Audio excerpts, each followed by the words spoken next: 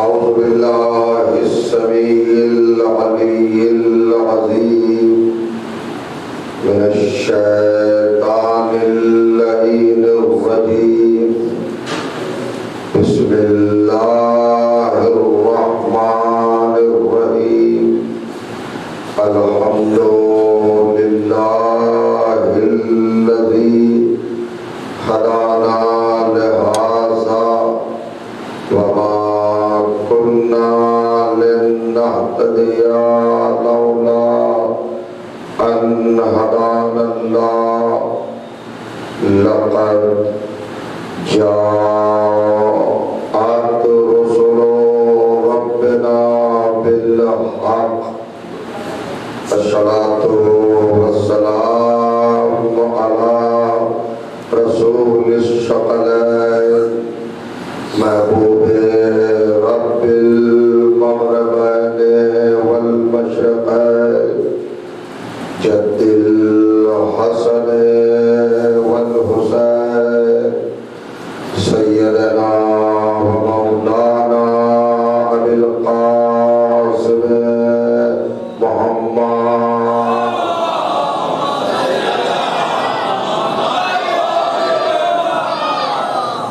وأهل بيته الطيبين الطاهرين المعصومين المظلومين وأصحابه المنتجبين ولعنة الله على أعدائهم أجمعين من يومنا هذا إلى يوم الدين. أما بعد فقد قال سبحانه وتعالى بسم الله الرحمن الرحيم. إذ ابتلى إبراهيم ربه بكلمات فأتمهن قال إني جاعلك للناس إماما قال ومن ذريتي قال لا ينال عهد الظالمين. صلوات.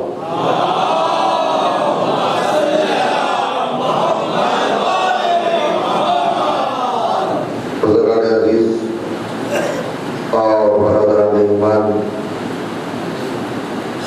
عزاداران و ماتمداران سرکار سلطان کربلا سید الشہداء علیہ الصلوۃ والسلام، الحمدللہ جس سلسلے گفتگو سے آپ مسلسل وابستگی کا شرف حاصل فرما رہے ہیں، آج اس کے تیسرے مرحلے کے آغاز کی سعادت بھی حاصل ہو گئی۔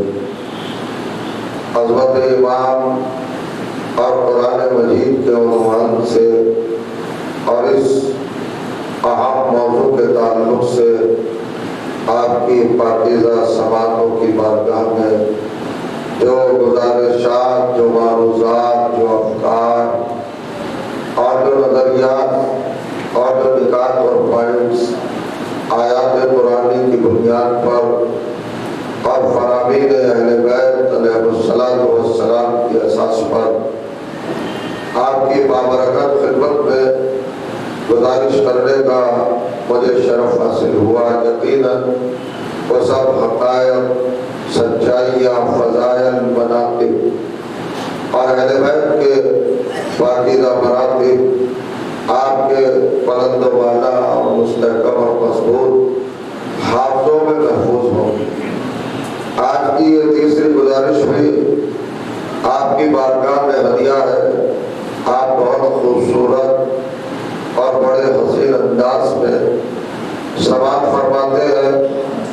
سچائیاں، صداقتیں اور حقیقتیں جو اہل بیت علیہ الصلوۃ والسلام کے فضائل سے متعلق ہوتی ہے، اور وہ آپ اپنے اپنے دل کی گہرائیوں سے قبول فرماتے ہیں اور ان پر آپ کا وہ رد عمل جو مودت کو آشکار کرتا ہے وہ بڑا خوبصورت ہوتا ہے. وہ اہل بیت کی بارگاہ میں بڑا اہم اور عظیم ہوتا ہے اور دعائے زہرا کا سبب بنتا ہے. اہل بیت کی خوشنودی کا ذریعہ بنتا ہے.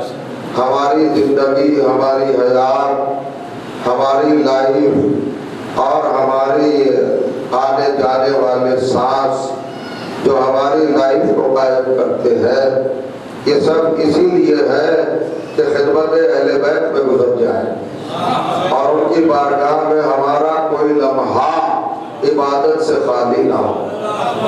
کیا توجہ کریں آپ؟ حالانکہ انسان کی تخلیق، انسان کا کریشن اور انسان کا وجود، انسان کی ہستی اور انسان کو جو اللہ نے زندگی سے نوازا ہے، تو اس کے بیک گراؤنڈ میں، پس منظر میں ایک بہت بڑا مقصد ہے، ایک بہت بڑا ریزن ہے. آپ 2 منٹ کے لیے مجلس شروع ہونے سے قبل اپنی اہمیت کا ادراک کر لیں، اپنی امپورٹنسی اور اپنی عظمت اور اپنے مقام کو آپ محسوس فرما لیں، تاکہ پھر مجلس پڑھنے میں بھی لطف آئے اور آپ کو سننے میں بھی لطف آئے. آپ کیا ہیں، آپ کی عظمت کیا ہے اور آپ کا اللہ نے کیا مقام قائم کیا ہے، انسان کیا ہے. یہ ساری کائنات انسان کے لیے پیدا کی ہے. سورہ بقرہ دوسرا سورہ قرآن مجید کا اور آیت نمبر 29 ارشاد ہوا عظیم انداز سے، هو الذی خلق لکم ما فی الارض، ہم نے اس کائنات میں جو بھی پیدا کیا ہے وہ سب تمہارے لیے پیدا کیا ہے. یعنی یہ زمین، یہ آسمان، یہ آکسیجن، یہ ہوائیں، یہ خلائیں، یہ گھٹائیں، یہ چاند، سورج، ستارے، سیارے، کواکب، ثوابت، یہ آکسیجن، یہ پہاڑ، یہ سمندر، یہ ہورے، یہ غربان، یہ ملک، یہ فلک، یہ جنت ارضی، یہ جنت ماوا اور یہ طوبہ، یہ سلسبیل، یہ تسنیم، یہ ساری چیزیں ہم نے کس کے لیے پیدا کی؟ تمہارے لیے پیدا کی. اور جو چاہ رہا ہوں، تو جب پورے کائنات کو انسان کے لیے پیدا کیا ہے تو انسان کو بھی توجہ کا موقع دیا کہ وہ بھی سوچے کہ اسے کاہے کے لیے پیدا کیا ہے. جب غور کریے گا، ساری کائنات کس کے لیے بنائی؟ انسان کے لیے بنائی. توجہ کریں، سورج انسان کی روشنی کے لیے، چاند انسان کے لیے چاندنی مہیا کرے، ستارے انسان کو گائیڈنس کرے، سمندر انسان کے مال کو، انسان کو ادھر سے ادھر پہنچانے کا ذریعہ بنے، شپ چلے، کشتیاں چلے، ناؤ چلے، لنگر اندازی ہو. یہ ساری باتیں ہیں نا. سمندر کس کے لیے بنا؟ انسان کے لیے بنا. یہ پوری کائنات اللہ نے انسان کے لیے بنائی. تو انسان کو کبھی ٹھنڈے دل سے سوچنا چاہیے کہ اسے کاہے کے لیے بنایا. تو قرآن مجید کا 52واں سورہ 52 نمبر اور اس کی آیت نمبر 51 ارشاد ہوا وَمَا خَلَقْتُ الْجِنَّ وَالْإِنسَ إِلَّا لِيَعْبُدُونِ. مانے انسان کو عبادت کے لیے پیدا کیا، بس عبادت کے لیے پیدا کیا. گھبرائیے نہیں، ڈریے نہیں. میں جو آپ کو رزلٹ دینے جا رہا ہوں وہ بڑا اہم ہے. ساری کائنات کس کے لیے بنی؟ انسان کے لیے. اور انسان کائے کے لیے بنا؟ عبادت کے لیے. اور جس آیت میں اللہ نے یہ مینشن کیا اور یہ ظاہر کیا کہ میں نے انسان کو کیوں پیدا کیا، وائی، کس لیے، کس مقصد کے تحت، کس غرض کے تحت، کس سبب کے تحت، کس خدمت کے لیے، کس کام کے لیے، کس ڈیوٹی کے لیے، کس فریضے کے لیے، کس وجوب کے لیے، کس لزوم کے لیے، کس کام کے لیے میں نے انسان کو پیدا کیا. تو وہاں پر ارشاد فرمایا وَمَا خَلَقْتُ الْجِنَّ وَالْإِنسَ، مانے جنوں کو اور انسانوں کو پیدا ہی نہیں کیا. یعنی نہیں سے بات شروع ہوئی ہے، انکار ہے کہ پیدا ہی نہیں کیا اِلَّا لِيَعْبُدُونِ، مگر بس عبادت کے لیے. اور جو کریں گے یہ ایسے ہی کلمہ ہے جیسے لا الہ، کوئی معبود نہیں، کوئی الہ نہیں، کوئی نہیں، کوئی اللہ نہیں، کوئی معبود نہیں، کوئی خالق نہیں، الا اللہ. بس اللہ ہی ہے۔ توجہ چاہ رہا ہوں، یا مقصد کیا ہوا؟ یعنی انسان کو عبادت ہی کے لیے پیدا کیا، تو اب انسان عبادت کرے، عبادت کے علاوہ کچھ نہ کرے۔ کائے کے لیے پیدا کیا ہے؟ عبادت کے لیے، عبادت ہی کے لیے کیا نا۔ ہماری ڈیوٹی کیا ہے؟ عبادت۔ میں شاید سمجھا نہیں پایا، آپ کے قریب نہیں آ پایا۔ کائے کے لیے پیدا کیا انسان کو؟ عبادت۔ تو 24 گھنٹے عبادت ہی ہو، پوری عمر عبادت ہی ہو، سوتے میں عبادت ہو، جاگتے میں عبادت ہو، چلتے وقت عبادت ہو، رکتے وقت عبادت ہو، بیٹھتے وقت عبادت ہو، کھڑے وقت عبادت ہو، کروٹ لیتے وقت عبادت ہو، یعنی کوئی لمحہ عبادت سے خالی نہ ہو۔ تو عبادتوں کی عبادت نماز ہے، مگر نماز بھی 17 رکعت واجب ہے۔ 17 رکعت کتنی دیر میں پڑھ لے گا؟ 1 گھنٹے میں؟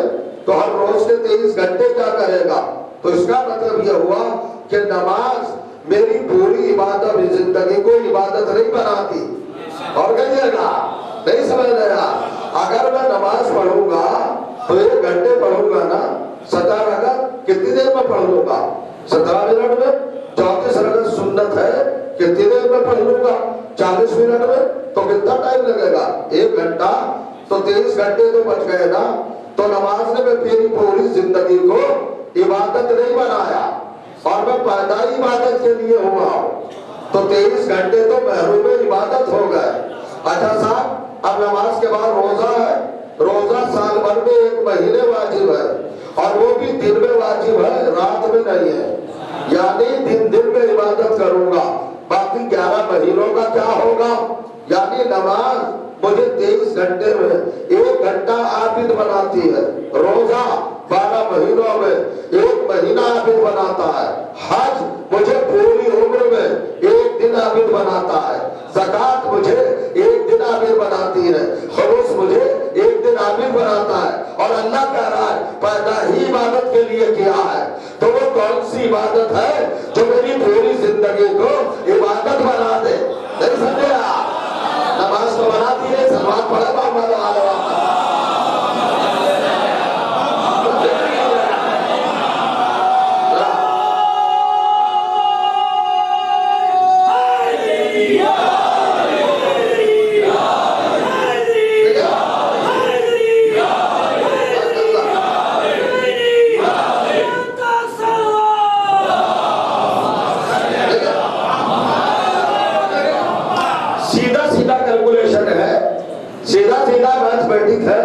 آپ حساب لگا لیں، نماز پوری زندگی کو عبادت نہیں بناتی۔ بولے تو نہیں جوانوں؟ پیدا کائے کے لیے ہوئے ہو، پوری زندگی عبادت ہو، 1 سانس بھی بغیر عبادت کے نہ گزرے۔ توجہ چاہ رہا؟ تو نماز تو پوری زندگی کو عبادت بناتی نہیں، روزہ پوری زندگی کو عبادت بناتا نہیں، حج پوری زندگی کو عبادت بناتا نہیں۔ اچھا قرآن کتنی دیر پڑھ لو گے؟ توجہ چاہ رہا ہوں، قرآن کی تلاوت بھی زندگی کو عبادت نہیں بناتی۔ اذان کتنی دیر کا ہوگے؟ اقامت کتنی دیر کا ہوگے؟ تسبیح کتنی دیر پڑھو گے؟ آپ عالم اسلام کی کوئی بھی عبادت اٹھا لو، وہ انسان کی پوری زندگی کو عبادت نہیں بناتی۔ اور اللہ کہہ رہا ہے میں نے تمہیں پیدا ہی عبادت کے لیے کیا ہے، تو وہ سچائی لا کے دو مجھے جو میری پوری زندگی کو عبادت بنا دے۔ اور میں نے رسول سے پوچھا سرکار وہ حقیقت بتائے جو میری پوری زندگی کو عبادت بنا دے، ہر سانس عبادت ہو جائے۔ تو نبی نے مسکرا کے کہا حب علی عبادت، علی سے محبت کر لے، اٹھے گا تو عبادت، بیٹھے گا تو عبادت، سوئے گا تو عبادت، جاگے گا تو عبادت، روتے گا تو عبادت، خاموش ہوگا تو عبادت۔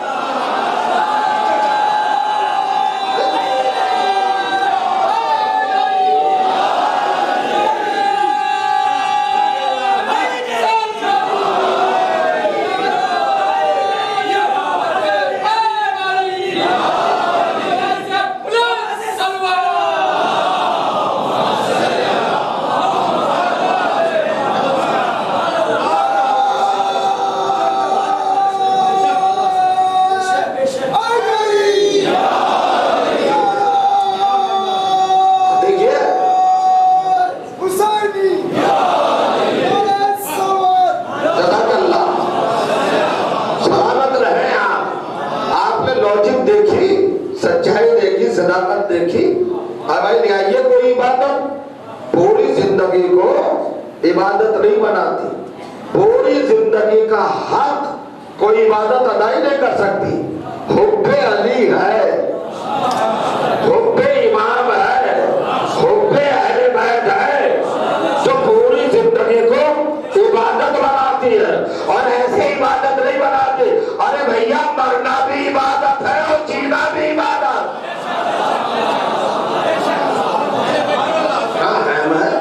ये मंजिल है।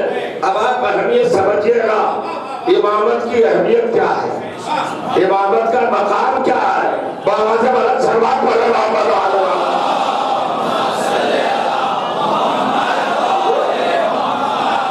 सरकार, मेरे जनाब, तीसरा दिन है आज आपकी खिदमत में गुफ्तगू करते हुए कि इमामत की जरूरत क्या है, इमामत की अजमत क्या है, इमामत का मकाम क्या है, और इमामत की अल्लाह की नजर में शान क्या है, शौकत क्या है, मकाम क्या है।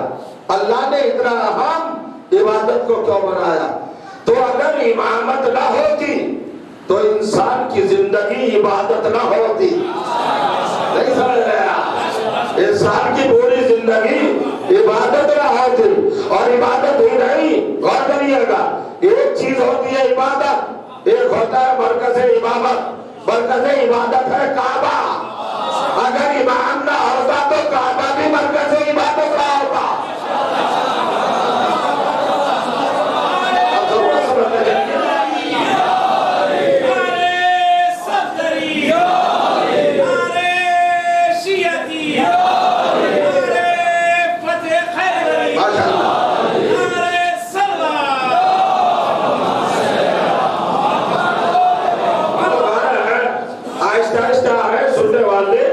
मैं भी अपने बयान को आहिस्ता आहिस्ता आपकी समातों के करीब ला रहा हूँ। इमामत कुरान मजीद का दूसरा सूरा, सूरा मुबारक है बकरा, और आयत नंबर 124, 124 अल्लाह ने इमामत का तज़किरा किया, इमामत की अहमियत और इमामत का दर्जा और रुतबा बताया।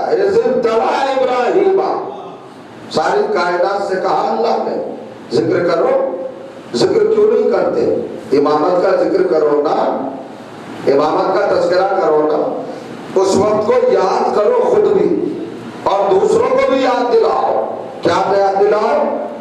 अल्लाह ने जब इब्राहिम का इम्तिहान लिया कलमात के जरिए, कलमों के जरिए, काय के जरिए, कलमात के जरिए। ये पढ़ा लिखा मजमा मेरे सामने बैठा है।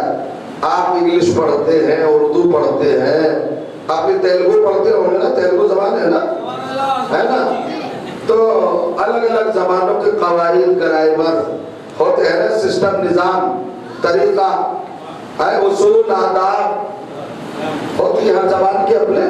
अब मुझे नहीं पता आपकी जबान के क्या ग्रामर होते हैं। एक को क्या कहते हैं? एक सिंगल। दो को क्या कहते हैं? डबल। अरबी में वाहिद और तस्निया, एक को वाहिद वन और दो को तस्निया यानी डबल, ये तर्जुमा है। लेकिन हर जबान में एक और दो है, सिंगल और डबल। लेकिन अरबी जबान में एक लफ्ज और आगे है, जमा। वहां जमा भी है, जमा दो से ज्यादा को जमा कहते हैं। एक, दो, तीन, ये आगे डिग्रियां, तीन के बाद जो मंजिल चलती है तीन से, वो सब जमा है ना, उसको जमा कहते हैं। जमा का मतलब क्या होता है? बहुत, कम से कम तीन और ज्यादा से ज्यादा की कोई इंतहा नहीं। अल्लाह ने हजरत इब्राहिम का इम्तिहान काहे में लिया? कलमात, कलमा नहीं, कलमात, कलमात नहीं, कलमात, जमा यानी कम से कम तीन कलमे। अब कलमे क्या है? एक तौहीद का कलमा, एक रिसालत का कलमा, एक विलायत का कलमा। तो कम से कम तीन कलमे तो मानना पड़ेंगे ना। हजरत इब्राहिम का इम्तिहान काहे पर लिया? तीन कलमों में खौर करेगा ये लिया इम्तिहान, यानी काहे में इम्तिहान था? तौहीद, रिसालत और विलायत। अल्लाह की तौहीद, अल्लाह को मानते हो इब्राहिम, तो दलील दो तौहीद के लिए। हमारे मोहम्मद की रिसालत को मानते हो, रिसालत को जानते हो, ये पूछा गया। और अली और औलाद अली की विलायत को मानते हो। तो जो जा रहा हूं मैं जुमला कहना चाह रहा हूं, आपने कभी गौर किया कुरान की इस एंगल पर? बहुत बड़ी बात कह रहा हूं, एक लफ्ज में 1 घंटा पढ़ने की बात थी, मगर एक लफ्ज में आपके हवाले करना चाह रहा हूं। हजरत आदम का मजहब मालूम है क्या था? लक़ब मालूम है, सफीउल्लाह, अबुल बशर। तो जो चाह रहा हूं खलीफतुल्लाह, महसूद मलायक, ये सब क्या है? टाइटिल, नबी, खलीफा, ये क्या है? पोस्ट, ओहदे, मनसब, दर्जे, मकाम, पद, ये सब है ना। ये खलीफा, ये नबी, मगर मजहब बताया नहीं बताया। आइए नो का लक़ब बताया, नजीउल्लाह, लो का मर्तबा बताया, साहिब सफीना, लो की पोस्ट बताई, उलुल अज़्म नबी, साहिब शरीयत, साहिब कलमा, साहिब अज़्म, साहिब मिल्लत, साहिब शरीयत बताया, मजहब बताया नहीं बताया। बढ़िए, हजरत मूसा तौरात वाला, उम्मत वाला, बनी इस्राइल का नबी, कलीम इलाही, साहिब तकल्लुम, अल्लाह ने तौर पे बुलाया, सारी बातें लक़ब बताए, मगर मजहब नहीं बताया। हजरत ईसा रूहुल्लाह, इब्न मरियम, कलमतुल्लाह, बहुत तवज्जो चाह रहा हूं, सारी चीजें हर चीज बताई, मगर मजहब नहीं बताया। नहीं बताया ना। मैं चैलेंज कर रहा हूं आपके सामने, और चैलेंज करने का हमें 6666 आयतें कुरान की, आप तिलावत करके देख लो, कहीं पर किसी नबी का मजहब नहीं बताया, मगर हजरत इब्राहिम का मजहब बताया। सारे रसूलों में, सारे नबियों में, सारे पैगंबरों में, सारे रहबरों में, सारे नुमाइंदों में, सारे रहनुमाओं में, सारे पेशवाओं में हजरत इब्राहिम का मजहब बताया। छोटी सी बात का समझना, सूरह साफ़ात, कुरान मजीद का सूरा नंबर 37, 37वां सूरा, आयत नंबर 83 इरशाद हुआ, बिस्मिल्लाहिर्रहमानिर्रहीम, इन्ना मिन शियतिही इब्राहीम, इब्राहीम शिया था।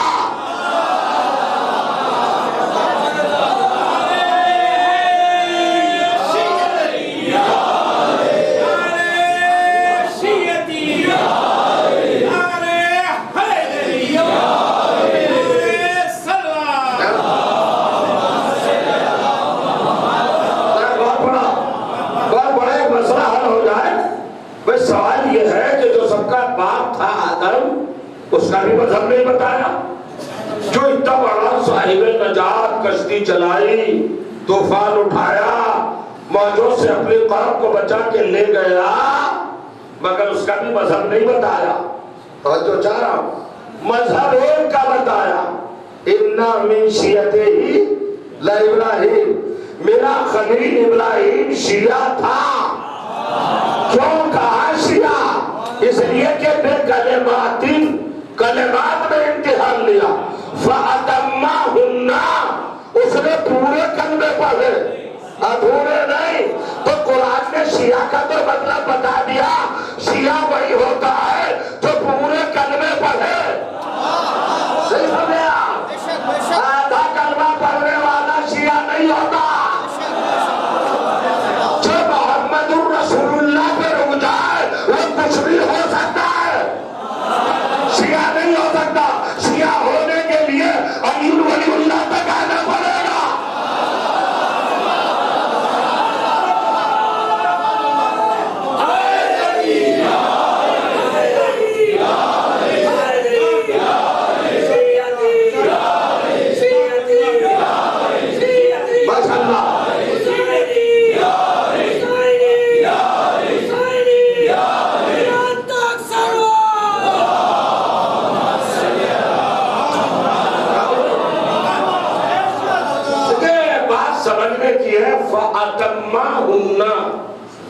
हजरत इब्राहिम ने कंप्लीट किया, क्या किया? कंप्लीट किया, पूरे कलमे पढ़े, علی ولی اللہ تک پڑھا. میں کچھ کہنا چاہتا ہوں 72 فرقوں میں جاتے ہیں تو کلمہ کہاں رک جاتا ہے؟ لا الہ الا اللہ محمد رسول اللہ. ارے بھائی پورا کلمہ پڑھو نا. ہم سے کہتے ہیں کلمہ تو اتنا ہی ہے, آپ پڑھا دیتے علی ولی اللہ, پڑھاتے نہیں. سورہ بقرہ میں لکھا ہے کہ فَأَتَمَّهُنَّ, حضرت ابراہیم نے پورا پڑھا. تو حضرت ابراہیم کے پورا پڑھنے سے کیا مطلب؟ تو سنو مطلب کیا ہے, میں مطلب بتانا چاہتا ہوں, غور کریے گا. سورہ حج 22واں سورہ آیت نمبر تو جو ملے گا 87 ارشاد ہوا عجیب انداز سے, ملت ابیکم ابراہیم ہوا سماکم المسلمین فی ھذا ومن قبل, تمہارے باپ کی ملت ہے یہ, اس کو چلتے رہو, اس پر قائم رہو. ہوا سماکم المسلمین, اس نے تمہارا نام مسلمان رکھا. تو سب کا باپ کون ہے؟ ابراہیم. اکارڈنگ ٹو قرآن ابراہیم کیا ہے؟ شاید میں پہنچ نہیں پایا, سلمان پڑھے تو آگے بڑھے.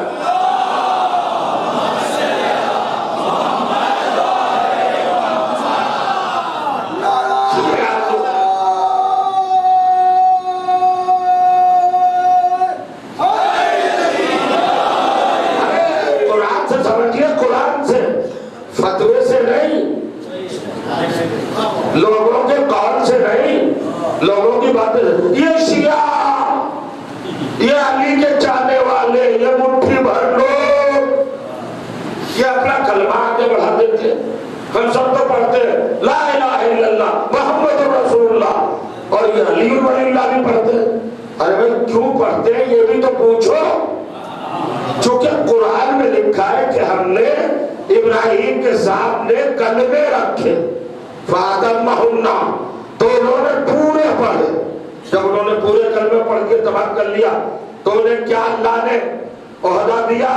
ابھی کو, وہ تمہارا باپ ہو گیا اور اسی نے تمہارا نام مسلمان رکھا. بہت توجہ, مسلمان کس نے کہا تمہیں؟ ابراہیم نے. میری بات پہنچ رہی ہے؟ اب سمجھئے. اور پھر کیا کہا اللہ نے؟ فَاتَّبِعُوا مِلَّتَ إِبْرَاهِيمَ حَنِيفًا, دیکھو ابراہیم کی ملت پہ چلتے رہنا. تو میں پوچھا چاہتا ہوں مسلمانوں, تمہارا باپ کون تھا؟ کہ ابراہیم. تو اب یہ بتاؤ اپنے باپ کے مذہب پہ کون ہے؟ کس نے باپ کے مذہب کو چھوڑا؟ کون باپ کے مذہب پہ رہا؟ تو باپ نے تو پورا کلمہ پڑھا تھا. 72 فرقے پورا نہیں پڑھتے, ہم پڑھتے ہیں پورا کلمہ. تو ہمیں اپنے باپ کے روش پر, اپنے باپ کے راستے پر ہم چل رہے ہیں. پر سمجھنا میں بہت دل سے پریشان تھا, مگر مجھے جواب مل گیا کہ ابو طالب سے ضد کیا ہے, ابو طالب سے نفرت کیا ہے, ابو طالب سے مخالفت کیا ہے, ابو طالب سے حسد کیا ہے, ابو طالب سے جلسی کیا ہے, ابو طالب سے پرکاش کیا ہے, ابو طالب کی طرف سے دل میں کانٹا کیوں ہے, ابو طالب کی طرف سے مسلمان اتنا زیادہ غصے میں کیوں ہے, کب تہمتیں لگاتا ہے, کب الزام لگاتا ہے, کب بلیم دیتا ہے. اب سمجھ میں آ گیا کہ ابو طالب ہے علی کا باپ. سنیے گا میں کچھ کہنے جا رہا ہوں. اور اللہ نے ابراہیم کو بنایا سارے مسلمانوں کا باپ, اور اس نے پڑھا پورا کلمہ, اور مسلمانوں نے چھوڑ دیا اپنے باپ کے راستے کو. تو جو اپنے باپ کے نہ ہو سکے وہ علی کے باپ کے کیا ہوں گے؟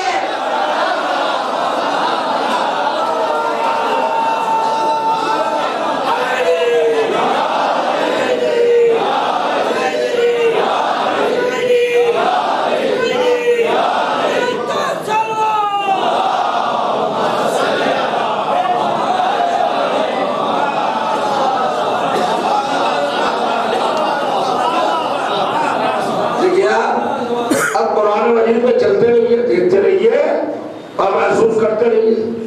حضرت ابو طالب کیا ہے؟ کیا حضرت ہے؟ ابو الائمہ, اماموں کے باپ. ایسے نہیں, میرے جانو دل قوم کے نوجوانوں اپنے پورے وجود کو حاضر کر کے مجلس سنو. کیا ہے ابو طالب؟ پہلی بات تو امامت کو سمجھیے، تب امامت کا باب سمجھ میں آئے گا.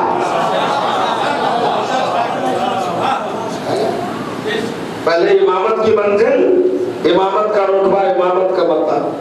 بڑی پریشانی ہوتی ہے کبھی کبھی عزیز، آپ کو بھی ایک کیفیت ضرور ایسی آتی ہوگی جہاں پر طبیعت الجھ جاتی ہے، ذہن تشویش کا شکار ہو جاتا ہے، بہت رشن، ٹینشن ہے، ایک ٹکراؤ، ایک اسٹرائک، ذہن کے اندر ایک خلفشار اور ایک طوفانی کیفیت پیدا ہو جاتی ہے. اب ہم سمجھانے چلے ہیں کہ حضرت ابو طالب کیا ہے. تو پہلے امامت کو پہچانو. کہاں رکھا اللہ نے امامت کو؟ بہت توجہ چاہا. میں آپ سے ایک سوال کر سکتا ہوں، حضرت آدم کو اللہ نے کیا کیا بنایا؟ وہیں سے چلے نا پہلے دن سے، جہاں کوئی انکار بھی نہ کر سکے. ہوگا جی ان کو تو خلیفۃ اللہ بنایا. خلافت کا مطلب جانتے ہو؟ کائنات کا کنٹرولر، جس کی مٹھی میں نبض کائنات ہو اسے خلیفۃ اللہ کہتے ہیں. نہیں سمجھے آپ؟ جو کائنات کو ہینڈل کرے، جو کائنات سے واقف ہو اسے خلیفۃ اللہ کہتے ہیں. جو بیٹیوں سے مسئلہ پوچھے،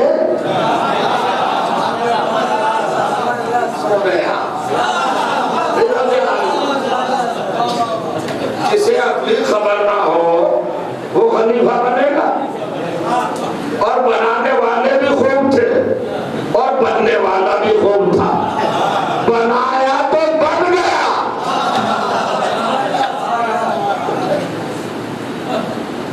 خلیفہ بن گئے کہ ممبر رسول پر چند آدمیوں نے مل کر اور بٹھا دیا.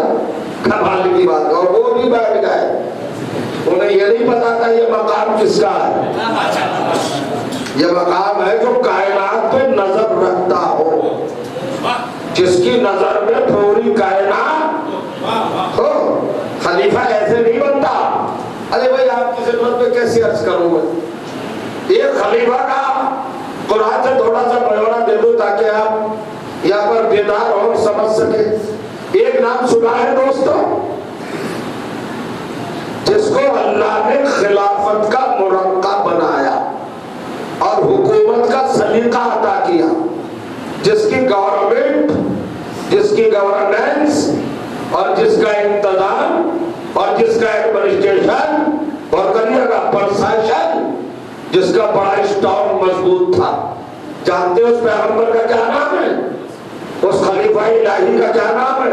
حضرت سلیمان، جسے سلامان کہتے ہیں. حضرت سلیمان کا عالم کیا ہے؟ ہر چیز پر کنٹرول. اللہ کہتا ہے وَسَخَّرْنَا لَهُ الرِّيحَ تَجْرِي بِأَمْرِهِ رُخَاءً حَيْثُ أَصَابَ. ہم نے سلیمان کے قابو میں آکسیجن دے دیا. ہوا، یعنی جناب سلیمان کو جو ہم نے اختیار دیا وہ ہوا پہ دیا، آکسیجن پہ دیا. اگر سلیمان آکسیجن سے کہتا ہے اسٹاپ تو رک جاتی، ساری کائنات بڑھ جاتی. آکسیجن پر زندگی کا دار مدار. یہ سانس جو ہم لیتے ہیں یہ کیا ہے بھائی؟ آکسیجن ہی ہے نا. آئی سی یو میں رکھا جاتا ہے انسان کو، پیشنٹ کو کیا ہوتا ہے؟ آکسیجن دیا جاتا ہے، زندگی کی علامت. اگر 2 منٹ کے لیے آکسیجن کو اسٹاپ کر دیا جائے، روک دیا جائے تو سب ختم ہو جائے. تو ایسی نازک منزل تھی حضرت سلیمان کے ہاتھ میں. اور جو چاہ رہا ہوں کیا دیا؟ سخرنا لہ الرِّيحَ، ہم نے ہوا پہ کنٹرول دیا، ہوا کے اوپر. اب جناب سلیمان ہے کہ اپنی بادشاہی میں مگر، سلطنت میں مگر، مطلب کائنات کا کنٹرول، کائنات پہ تصرف، کائنات پہ قبضہ، کائنات پہ غلبہ. مگر ایک دن ہوا کیا؟ وہی کائنات کا مالک اپنی بساط پر بیٹھا ہے اور بیٹھے بیٹھے اسے دیکھا کہ ایک پرندہ نظر نہیں آیا. ایک پرندہ، ایک برڈ کہاں جا رہے ہیں نظر نہیں آیا. حضرت سلیمان نے کہا مان لیا لا ارل ہدہدا ام کان من الغائبین. ارے مجھے کیا ہو گیا بھائی کہ میں ہدہد کو نہیں دیکھ رہا ہوں. آپ جان رہے ہیں ہدہد کو نہیں دیکھ رہا ہوں. ہم قرآن پڑھ دیتے ہیں، آپ سن لیتے ہیں، اور لوگ بھی خالی اسٹیٹی کی اور چھوڑ دیا. مگر ذرا دیکھو کتنا بڑا پیغام. حضرت سلیمان جب اپنے محل سے نکلتے تھے اپنے پہلے سے، تو ان کے خادم چھتریاں نہیں لگاتے تھے، امبریلا چھاتا نہیں. ان کے قدموں کی آہٹ کو محسوس کر کے اور بوئے نبوت کو سونگ کر صحرا کے پرندے اڑتے ہوئے آتے تھے اور اپنے بازو ملا کر سر کے اوپر سایہ ڈالتے تھے. اس سائے میں سلیمان چلتا تھا. تمہارا بنایا ہوا حاکم اور ہے، اللہ کا بنایا ہوا حاکم جو حکومت ادھر سے ہے. پرندے بازو سے بازو سٹا کر ملا کر دھوپ روک لیتے، سورج کی کرنے روک دیتے، نہیں آتی. ایک روز ہوا تو ایک کرن آ گئی، ایک شعا، ایک لائٹ ہلکی سی، تو ان کا ہدہد کہاں ہے؟ تو جہاں اربوں کھربوں بلین آف بلین برڈ تھے، چڑیے تھی، پرندے تھے، آپ نے یہ تو کہا کہ ہدہد ہی غائب ہوا.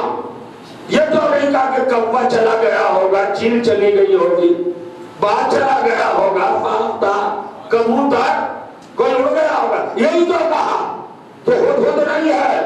تو اصل میں اللہ کائنات کا خلیفہ اسے ہی بناتا ہے کہ جس کا علم اتنی گہرائی تک ہو. کیا سن رہے ہیں؟ جس کا علم اتنی گہرائی تک ہو. اور حکومت کرنے کا اسے حق ہے جسے رعایا کی اتنی خبر ہو. نہیں سمجھ رہے آپ؟ ہدہد غائب تھا لاکھوں اربوں پرندوں میں.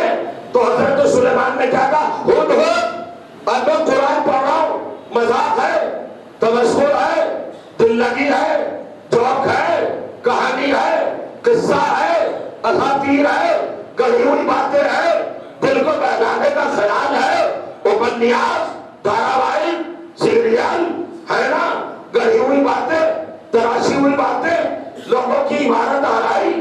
کیا ہے قرآن کا؟ اللہ کی کتاب. تو جو کچھ ہے حقیقت ہے. توجہ چاہیے. اتنا بڑا بادشاہ جس کے ہاتھ میں آکسیجن، جس کے ہاتھ میں پوری کائنات، پریشان تو نہیں ہوئے. وہ کہہ رہا ہے ہدہد کہاں چلا گیا؟ جانے دو. اگر ایک پرندہ چلا گیا، سناتے ہیں اپنا فرمان، لہو حد سے بندہ ہو، آ تو جائے بڑا سخت عذاب دوں گا، ولا اذهبن ہو، آ تو جائے ذبح کر دوں گا. میں آپ سے پوچھتا ہوں، 3 دن سے پڑھ رہا ہوں، ابھی مزاج نہیں بنا آپ کا. کائنات کا وہ ایکٹ بتاؤ مجھے، انٹرنیشنل کورٹ کی بات بتاؤ کہ کہیں پر پرندوں کی سزا ہے؟ ایسے نہیں پڑھی جاتی بڑی مجلس. سمجھیے آپ، کسی عدالت میں، ہائی کورٹ، سپریم کورٹ، کئی یہ دفعہ بنی، ایکٹ بنا. ارے آپ بھی تو پاتے ہوں گے، اگر مرغی غائب ہو جائے تو آپ کیا گلیوں میں اعلان کریں گے؟ میں نے بڑی اچھی اچھی غذائیں کھلا کے پالا تھا، بادام کھلاتا تھا، پستے کھلاتا تھا، کشمش کھلاتا تھا، گوشت کے ٹکڑے کر کر کے بڑے پیار سے کھلاتا تھا، مگر چلی گئی غداری کر کے، آج آئے ذبح کروا دوں گا، سزا دوں گا. کسی کا کبوتر اڑ جائے اور نہ آئے تو کیا سزائیں سناتا پھرے گا؟ کسی کورٹ میں ہے پرندوں کا سزا؟ سزا کا تعلق عقل سے ہے، پرندوں کے پاس عقل نہیں ہوتی. میں کچھ کہنا چاہتا. تو پھر ایسے قرآن میں جہاں 2 رکعت نماز نہ لکھی ہو، وہ سلیمان کا یہ فرمان اور یہ اعلان کہ پرندہ آ جائے ہدہد، عذاب دوں گا یا ذبح کروں گا، کیا دنیا ہنسے گی نہیں؟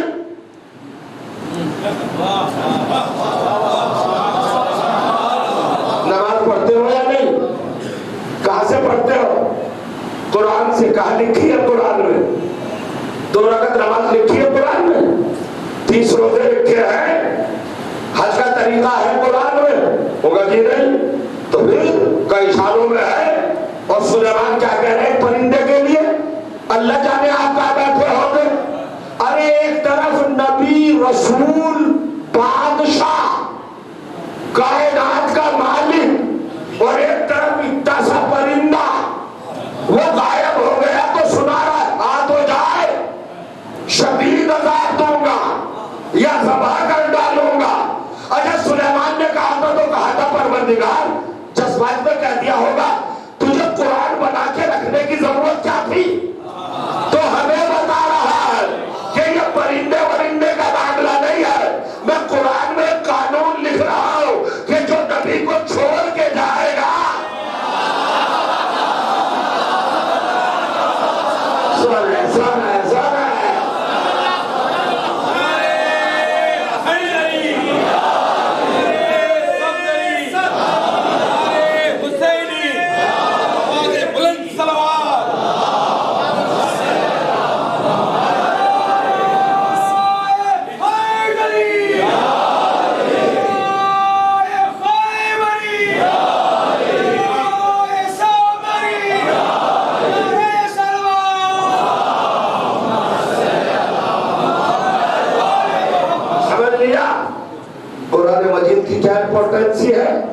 کسی عبادت کی تفصیل نہیں.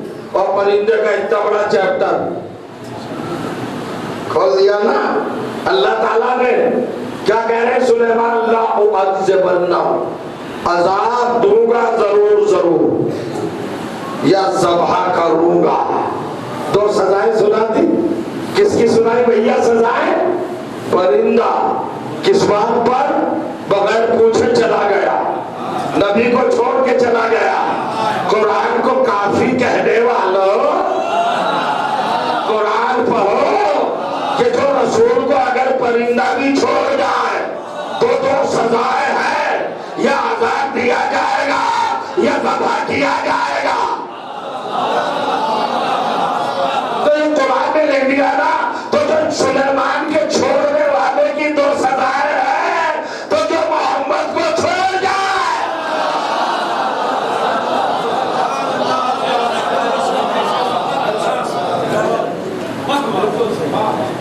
قرآن سے اور کیا نکال دوں؟ کیا چیز لے کے آؤ؟ کمال ہے. اب کمال ہو گیا صاحب. جیسے تھوڑی دیر گزری فرما کا صاحب میرا بھائی تھوڑی دیر گزری تھی جب پرندہ آ گیا. ہدہد 6 انچ کا ہوتا ہے، اونچا 6 انچ لمبا، سر پہ تاج ہوتا ہے. ہدہد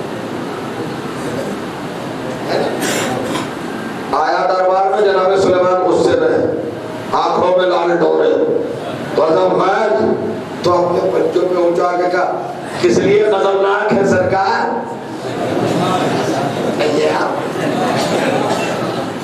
لیکن کمال ہے یہ قرآن مجید پڑھ رہا ہوں میں، کوئی روایت نہیں پڑھ رہا ہوں، قرآن مجید. اب کمال کی بات ہے صاحب، جناب سلیمان کے غصے کے عالم میں برہمی کا جب برقع دیکھا کہ کیوں آپ ناراض ہیں؟ کہاں گیا تھا تو کہ سرکار غصے میں بات نہ کریں. احط بما لم تحط به، مجھے وہ معلوم ہے جو آپ کو نہیں معلوم. کہاں ہے عزیزوں؟ ایک ذرا سا پرندہ نبوت کو چیلنج کر رہا ہے، خلافت کو چیلنج کر رہا ہے. اب میں بتانا چاہتا ہوں قرآن سے کہ خلافت کیا ہے اور امامت کیا ہے. آپ کو اختیار ہے، سونا چاہے تو سو جائیں.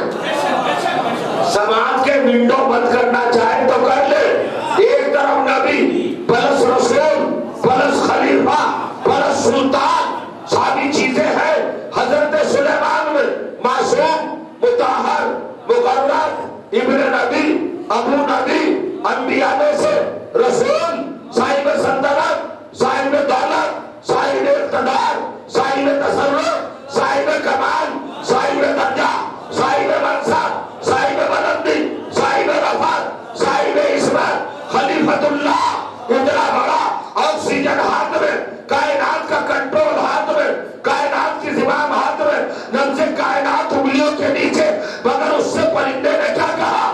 جو میں جانتا ہوں وہ آپ نہیں جانتے، تو اب ہم سے پوچھو گے کہ امامت افضل ہے یا خلافت؟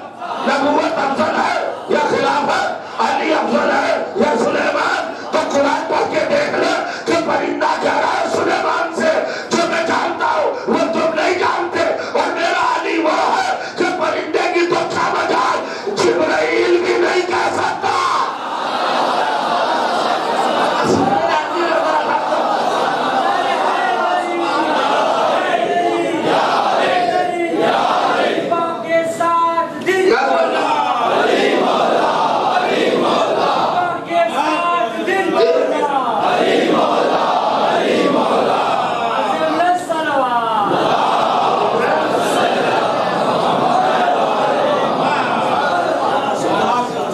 کسی فرشتے کی مدد نہیں تو علی کی بارگاہ میں آ کے کہہ دے،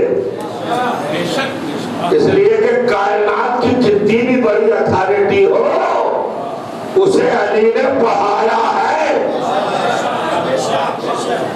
علی استاد جبرائیل ہے، جبرائیل کو پڑھایا ہے۔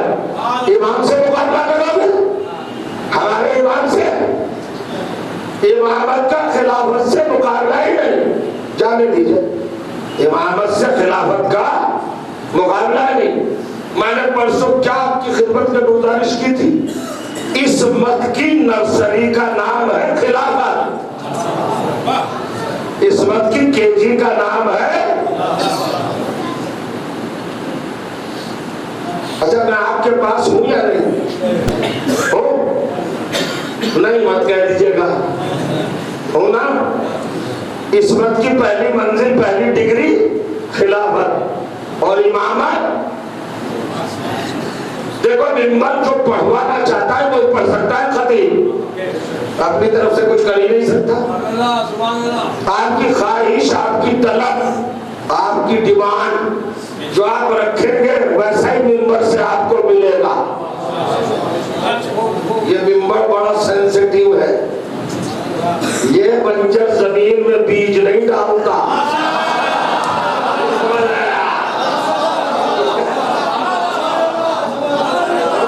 سلوات پڑھے محمد والے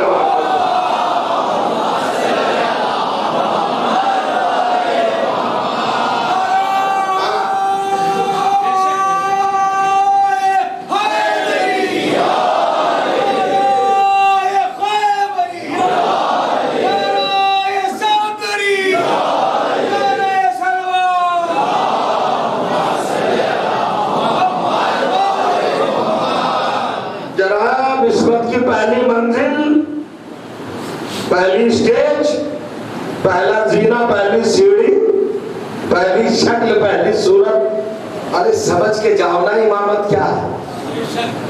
پہلی منزل کا نام ہے خلافت۔ خلافت کو پرموشن ملا، نبوت میں کنورٹ ہو، نبوت کو پرموٹ کیا اللہ نے، رسالت میں منتقل ہو، رسالت کو بلندی دی، خلت میں کنورٹ ہو، اور جب کیریکٹر عصمت کا خلت تک پہنچ گیا تب اس کا امتحان لیا۔ امتحان لینے کے بعد اب امامت دی۔ تو جو چارہ آدم کو امامت نہیں دی، میری مجلس شروع ہو رہی ہے، اب میں اپنا بیان شروع کرنے جا رہا ہوں، امامت بتانے جا رہا ہوں کہ امامت کیا ہے۔ اگر زندگی بھر سجدے سے سر بھی نہ اٹھاؤ نا تب بھی حق ادا نہیں کر سکتے کہ اللہ نے تمہیں کہاں پیدا کیا۔ کیسے 12 اماموں کا دامن،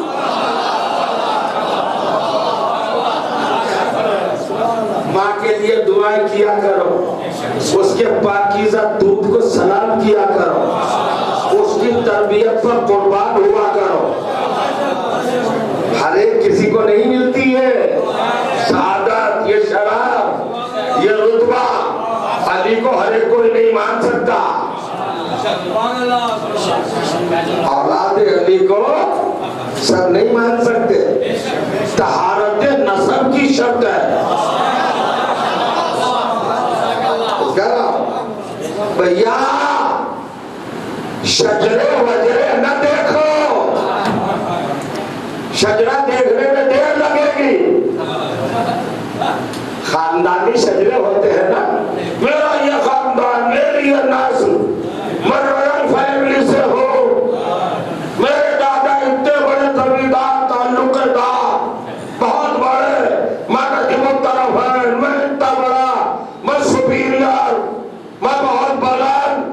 کیا کہنا میرے فخر کا افتخار. ہمیں نہیں پتا آپ کیا ہے، ہمیں تو نسل کا ٹیسٹ کرنا آتا ہے. نہیں سمجھے آپ؟ شجروں وجروں سے محروم نہ ہونا، ولایت علی پیش کر کے دیکھنا.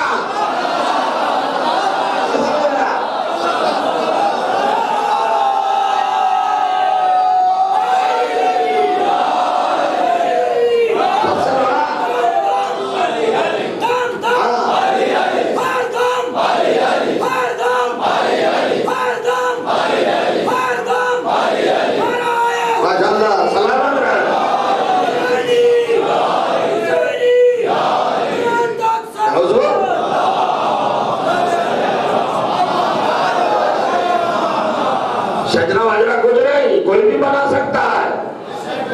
نسل کی طہارت کا معیار ہے محبت علی اور محبت اولاد علی. اگر اس پر قائم ہو، شجرے نہ دیکھو، علی کی بات کر کے دیکھو، چہرہ کھلتا ہے یا اترتا ہے.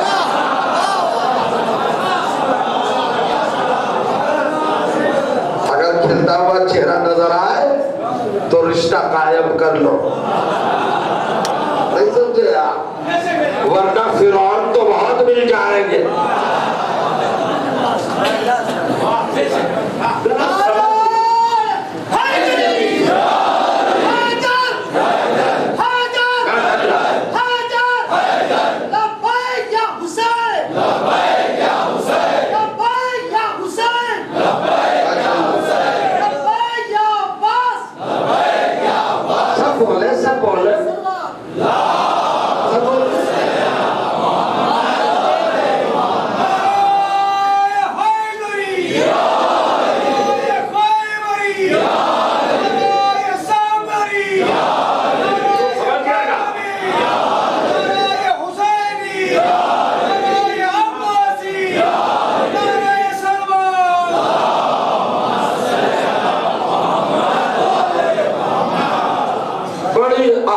منزل فکر ہے جہاں آپ کو لے کے آ گیا.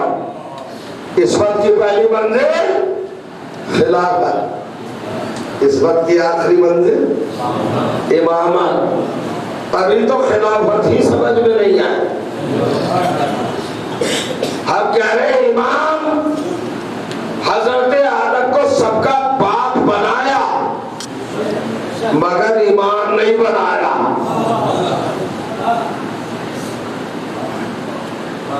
کتنی چھوٹی سی بات ہے.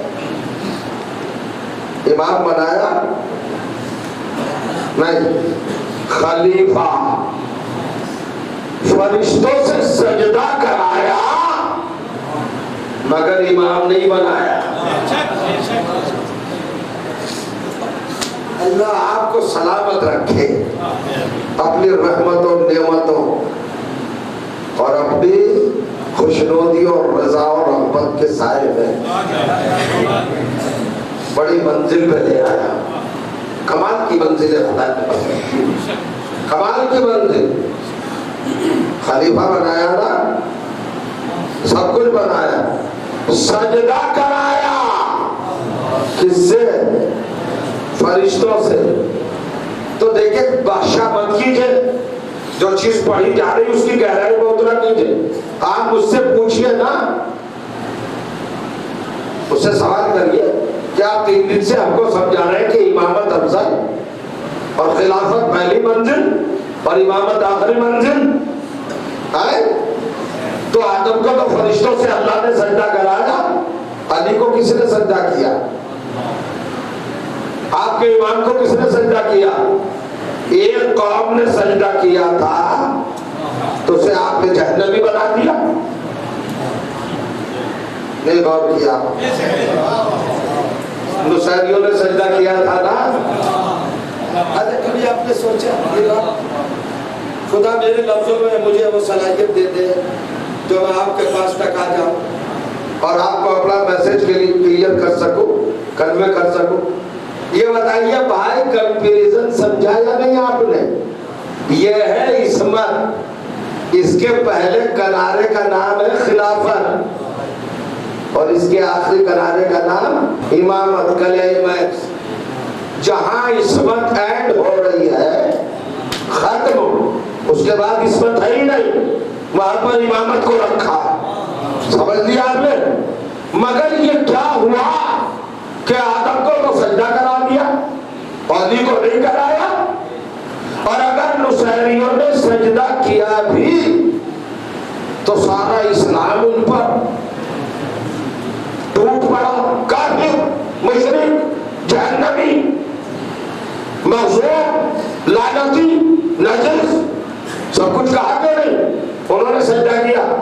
اگر وہ یہ پوچھ لے کہ حضور جب چھوٹی سی خلافت کو سجدہ ہے، میں آپ کو پریشان کر رہا ہوں مگر آپ کی خاموشی جو ہے نا مجھے کبھی کبھی اصل میں سوچنے میں مجبور کر دیتی ہے۔ آپ بہت خاموشی میں پاس جاتے ہیں، تو سب کو اٹھا دیجیے بار بار جاؤ ارے حیدری، ارے سلام۔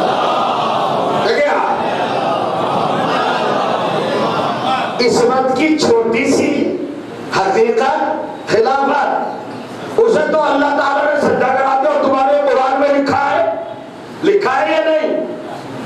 فرشتوں سے کہ سجدہ کرو، تو علی تو پھر علی ہے امامت پہ فائز۔ تو نصیریوں نے کہا ہم ان کو سجدہ کریں گے، امامت بڑی منزل ہے۔ اللہ نے، قرآن نے، اسلام نے، پیغمبر نے، علماء نے، سب نے متفقہ فیصلہ سنا دیا، یہ نجس، جہنمی، یہ لعنتی کیوں ہے؟ علی کو سجدہ کیا، ان کے پاس تو جواز ہے۔ ارے اپنے دماغوں کو کھولو نا، میں کہاں لے آیا؟ کہاں لے آیا؟ جب چھوٹی حقیقت کو سجدہ ہے تو بڑی حقیقت کو کیوں نہیں؟ یا تو آدم کو نہ کرایا ہوتا سجدہ، یا پھر امامت کو سجدے پر، ہے نا، نصیریوں کو اتنی بڑی سزا نہ دی جاتی۔ میں کچھ پوچھنا چاہ رہا ہوں، ہوا کیا؟ اصل میں اللہ بگڑ گیا، اس لیے نہیں بگڑا کہ سجدہ کیوں کیا اور رخ پر بگڑا۔ یہ حق میں نے آدم کے لیے رکھا تھا، تو آدم کو میں نے مسجود بنایا تھا فرشتوں کا، اور تم بھی علی کو سجدہ کر رہے ہو۔ اس کا مطلب یہ کہ تم نے علی کو آدم کے برابر سمجھ لیا۔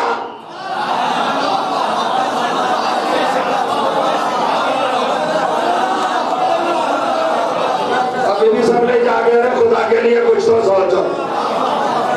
سجدہ کرنے کا مطلب کیا ہے علی کو؟ بھائی سجدہ کرنے کا مطلب کیا ہے علی کو؟ کس روپے میں سجدہ کر رہے ہیں نصیری؟ کس فکر میں سجدہ کر رہے ہیں علی کو نصیری؟ کہ قرآن نے بیان کیا کہ آدم کو سجدہ ہوا، وہ ہے خلیفہ، علی ہے امام، تو جب چھوٹی منزل کو سجدہ تو ہم بڑی کو کیوں نہ کریں؟ اللہ نے وہی پکڑ لیا، جاؤ جہنم میں۔ تم نے علی کو آدم کیسا سمجھا؟ ابھی بھی نہیں جاگے، میں جاگا رہا۔ تم نے آدم کے اکول سمجھ لیا نا کہ انہیں بھی سجدہ اور علی کو بھی سجدہ۔ قدرت غیظ میں آ گئی کہ علی آدم کے برابر نہیں ہے۔ تو میں جملہ کہنا چاہتا ہوں، جب تمہارا سب کا باپ علی کے برابر نہیں ہو سکتا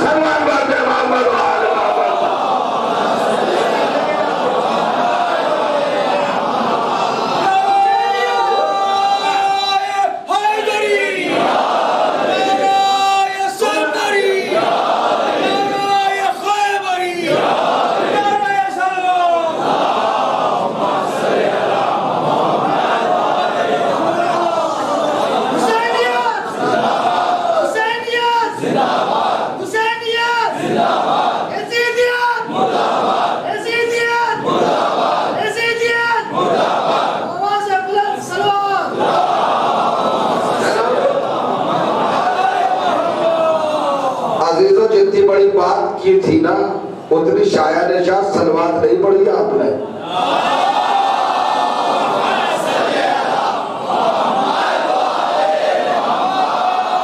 چھوٹ جانا چاہیے تھا. اللہ ناراض کیوں ہوا؟ اسلام خفا کیوں ہوا؟ محمد غضبناک کیوں ہوئے؟ شریعت کیوں بھڑکی؟ تم نے علی کو آدم جیسا سمجھ لیا. آدم اور ہے، علی اور ہے. آدم ہے خلیفہ، علی ہے ولی. اور کل کی مجلس اگر یاد ہو تو کہہ دو آدم ہے ساکن جنت، علی ہے مالک جنت.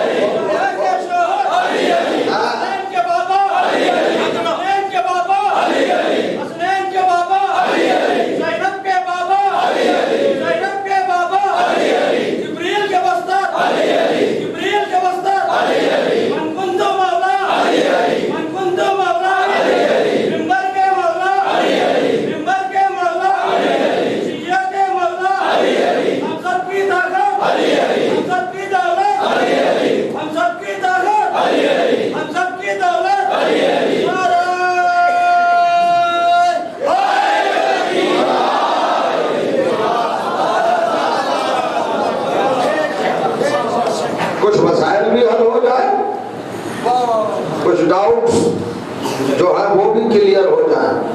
غور کریے گا، علی کو اللہ نے اپنا ولی بنایا. بڑی بلندی تو ذہنوں میں آ بھی نہیں سکتی، اور تم آدم کے برابر لا رہے ہو. غور کریے آپ. تو پھر نسبت تو کسی طرح ہو. پروردگار اگر آدم کو سجدہ کرایا ہے تو ہمیں بھی تو ضد ہے کہ سجدے کی نسبت علی کی طرف بھی تو ہو. کہا ڈفرینس رکھ کر علی کی فضیلت قائم کروں گا قیامت تک. یہ بتاؤ آدم کو کئی بار سجدہ ہوا ہے؟ کہ ایک بار، بس ایک بار. ایک بار فرشتوں نے کر لیا، دیٹس آل، ختم. اب تو سجدہ نہیں.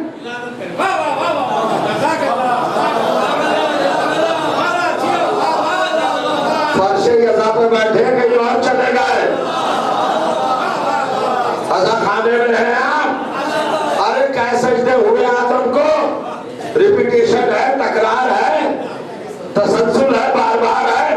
ایک سجدہ کرائے گا ایک دن تو لیمیٹیڈ ہو گیا، محدود کرا کے ختم. ایک سجدہ کرا دیا. اب ہم جیسے لوگوں کو ایک ضد تو ہے کہ بھائی آدم کو تو سجدہ ہو گیا، میرے علی کو کیوں نہیں ہوتا؟ علی نے کہا علی برابر نہیں ہے آدم کے، اس لیے علی کو نہیں کراؤں گا، مگر قیامت تک سجدوں کو بچاؤں گا بھی نہیں. پھر کیا کرے گا کہ میں علی کا مرتبہ بتاؤں گا. آدم کی ذات کو سجدہ کراؤں گا ایک بار، اور علی جہاں پیدا ہوگا وہاں سجدہ کراؤں گا بار بار. قیامت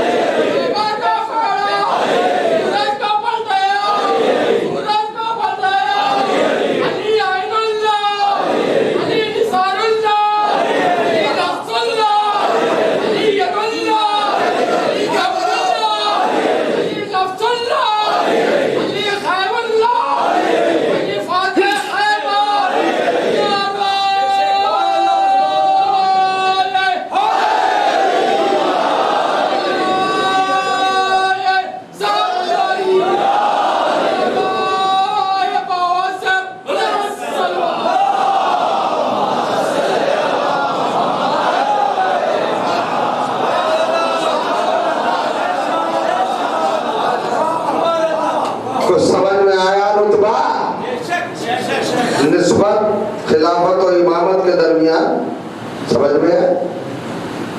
اب کعبے کی طرف سجدہ قیامت تک ہوگا۔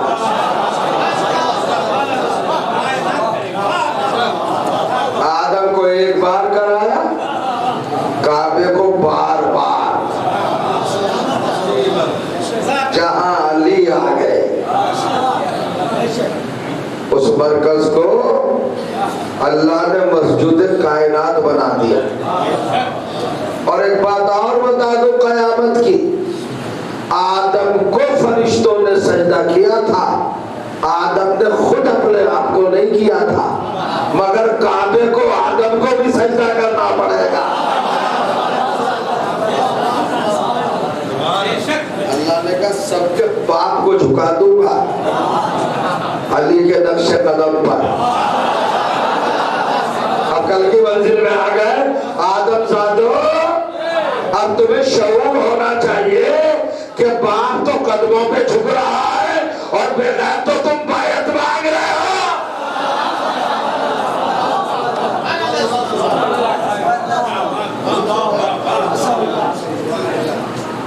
علی سے بیعت مانگ،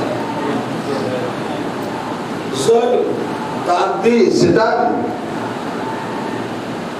کیا بات ہے؟ اب چلیے اور آگے چلیے۔ اب آپ میرے ساتھ چل رہے ہیں، میں کس منزل تک آپ کو لے جاؤں مجھے خود خبر نہیں۔ ابو الائمہ ہے ابو طالب، ابھی ہم بیٹے کی بات کر رہے ہیں، باپ تک تو آئے نہیں۔ ایک ہی جملہ کہوں گا سرکار کے لیے، اگر آپ متوجہ بیٹھے، آج تک لوگ سمجھے ہی نہیں۔ اچھا سازش دیکھیے، اسرائیلی سازش، اموی سازش، عباسی سازش، بنی عباس، یہ ساری غلیظ سیاستیں تھیں، انہوں نے کیسے الجھائے ذہن، حقیقت تک آنے نہیں دیا گیا۔ اب منزل محسوس کیجئے گا حضور، حضرت آدم کو سجدہ کرایا فرشتوں سے، معمولی چیز نہیں ہے۔ جبرائیل جیسے فرشتے کو جھکا دیا، میکائیل جیسے ملک کو جھکا دیا، اسرائیل جیسے اللہ کی بارگاہ کے ایک منصبدار فرشتے کو جھکا دیا، اسرافیل جھکا دیا۔ سجدہ کرو، سب نے کیا سجدہ، ہر فرشتے نے سجدہ کیا، مگر مسجود بنایا، خلیفہ بنایا، نبی بنایا، ابو البشر بنایا، لیکن امام نہیں بنایا۔ میرے ساتھ چلیے گا نا؟ اب اس کو یہی ڈراپ کر دو۔ حضرت آدم کے بعد آئے حضرت نوح، کیا مرتبہ ہے حضرت نوح کا؟ میں پچھلے سال کی ایک بات دہرا دوں اگر اجازت ہو، پوری نہیں، میرے موضوع سے ریلیٹ کر لیجیے وہ، اس لیے دہرانا چاہتا ہوں۔ نوح کا اصلی نام جانتے ہیں آپ؟ یہ نوح نام نہیں ہے، تین نام ہیں آپ کے، ایک ماں نے رکھا، ایک باپ نے رکھا، اور ایک اللہ نے۔ عبد الغفار، عبداللہ اور سکن، تین نام ہے، پراپر نام۔ تو یہ نوح کیا ہے؟ نوح صفتی نام ہے، نوحے سے بنا ہے۔ جناب نوح نے نوحہ پڑھا تھا، اپنا نہیں پڑھا تھا، اپنا نہیں، کس کا پڑھا؟ جائیے برٹش میوزیم میں آج بھی وہ کشتی رکھی ہے، جس کشتی پر پلیٹ لگی ہے اور جس پلیٹ پر لکھا ہے سب کچھ، اور وہیں پنجتن کے ناموں کے پیرن، سنیے، ایک نوحہ لکھا ہے جو جناب نوح نے پڑھایا۔ میں کتاب کا حوالہ دے دوں، حکیم سید محمد گیلانی کی کتاب ہے ایلیا، اسے پڑھ لیجیے، انہوں نے سارے ایویڈنس اس میں جمع کیے ہیں، تو اس میں ایک نوحہ ہے۔ حضرت نوح نے نوحہ پڑھا ہے علی اصغر کا، علی اصغر کا نوحہ پڑھا، کربلا کے شہیدوں میں سے سب سے چھوٹے شہید کا، اہل بیت کے گھرانے میں سے سب سے چھوٹے، توجہ چاہ رہا ہوں، ہے نا، شخصیت کا علی اصغر چھوٹا ہے، اس کے نوحے نے بھی نوح کو کتنا بڑا بنا دیا۔ اہل بیت کے چھوٹے بشر نے، چھوٹی فرد نے اپنے نوحے کے ذریعے ان چیزوں کو بھائی ذرا سبق کیا کیجئے۔ یہ باتیں نکتے والی پوائنٹ والی ہوتی ہے، یہ بات تک چلے جاتے ہیں۔ مجھے یہ افسوس ہوتا ہے، آنکھوں سے جاتے ہیں کچھ۔ چھوٹا ہے، یہ علی کا پوتا ہے، ابو طالب کا پرپوتا ہے۔ اس کا تذکرہ کر کے ایک ذات اتنی بڑی پیغمبر بنی، صاحب شریعت، صاحب سفینہ، نوح پڑھتے پڑھتے طوفان کو پار کر لے گیا۔ عزاداروں کو نہ ڈرانا قیامت سے، اگر کچھ اور بھی ان کے پاس نہ ہوگا تو نوح پڑھتے پڑھتے قیامت کو پار کر لے جائیں گے۔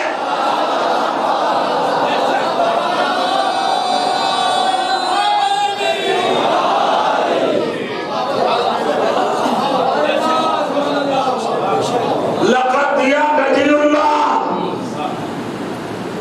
2500 سال کی عمر، 950 برس تبلیغ، کتنے بڑے ہیں حضرت نوح؟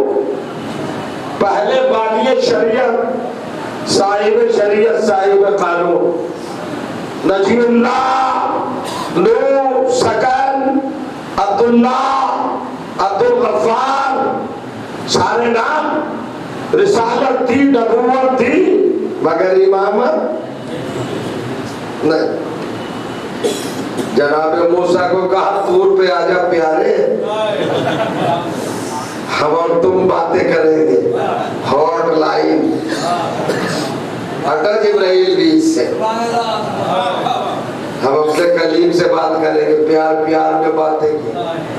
30 دن کے لیے بلایا تھا، مگر محبت بڑھی تو 10 دن اور بڑھا دی۔ پروردگار 30 دن رکھ لیتا، وہ کہا نہیں 10 دن اور بڑھاؤں گا، تاکہ قرآن میں 40 کا نام لکھا جائے۔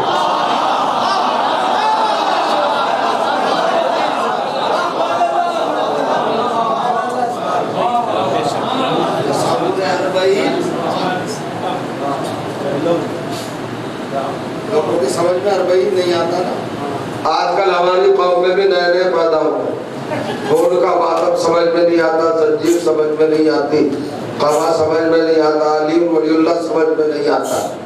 بس سمجھ میں کیا آتا ہے؟ صاحب امام، پیسے دے دو، جیب بھر دو، چندہ، حدیث دھندا۔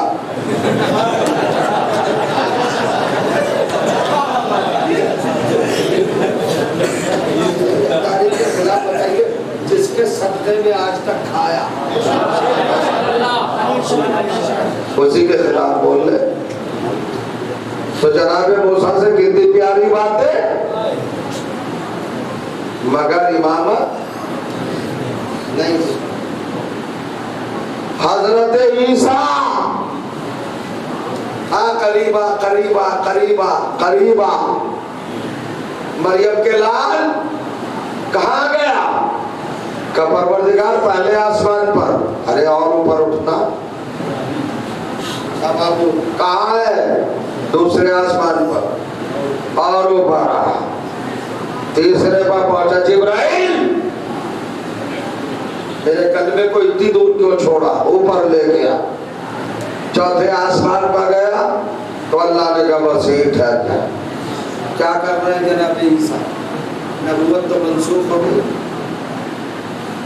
انجیل بھی ختم ہو گئی، شریعت بھی ختم، کیا کام ہے بھائی؟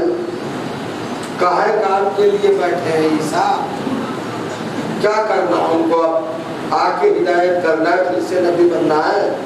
بہت بڑی بات ہے صاحب، اس کو مذاق میں لے جائیے گا، میں قرآن کی روح نکال کے رکھ رہا ہوں، اس اینگل سے کسی نے بتایا نہیں ہوگا۔ بھائی انجیل ختم ہو گئی یا نہیں؟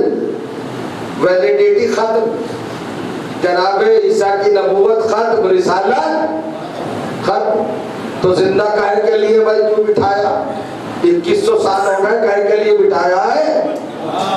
آگے انہیں نبوت اپلائی کرنا ہے، رسول بننا ہے، پھر کیا انجیل کو رائج کرنا ہے، ریپیٹ کریں گے، پھر کیا کریں گے؟ ان کا کچھ بھی نہیں، نبوت رسالت سب ختم، تو پھر بٹھایا کیا ہے؟ کہ ایمان کے پیچھے نماز پڑھنا ہے۔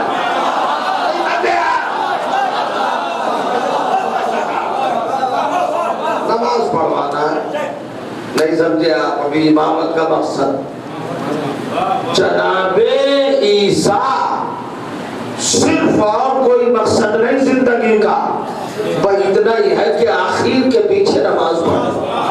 تو خالی نماز پڑھانے کا تصور آج تک زندہ رکھے ہوئے ہے، تو جس کے پیچھے نماز پڑھنے کا تصور عیسیٰ کو نہ مرنے دے، وہ امام خود زندہ ہو۔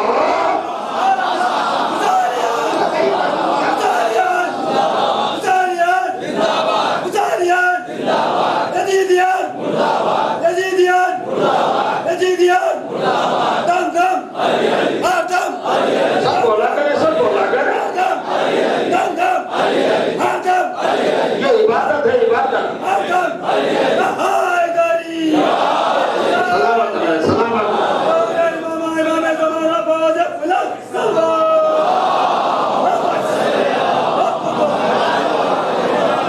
معاف کریے گا، میں بہت آپ کو کھینچتا ہوا، ڈھکیلتا ہوا، خوش کرتا ہوا بہت دور تک لے جا رہا ہوں، جناب عیسیٰ تک۔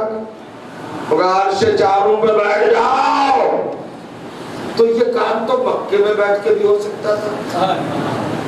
کیا 2100 سال مکے میں زندہ نہیں رہ سکتے؟ آخر خضر بھی تو یہی ہے، تو صاحب حضرت الیاس بھی تو یہی ہے، وہ بھی تو زندہ ہے۔ تو یہ چوتھے آسمان کو کیوں بلایا؟ کہ سیف جگہ بٹھاؤں گا۔ روایت پڑھیے، شیطان 3 آسمانوں تک جاتا ہے، چوتھے آسمان تک، اب دیکھا کتنے خوش ہو رہے ہیں، 3 تک جاتا ہے، چوتھے تک نہیں جاتا، 3 تک۔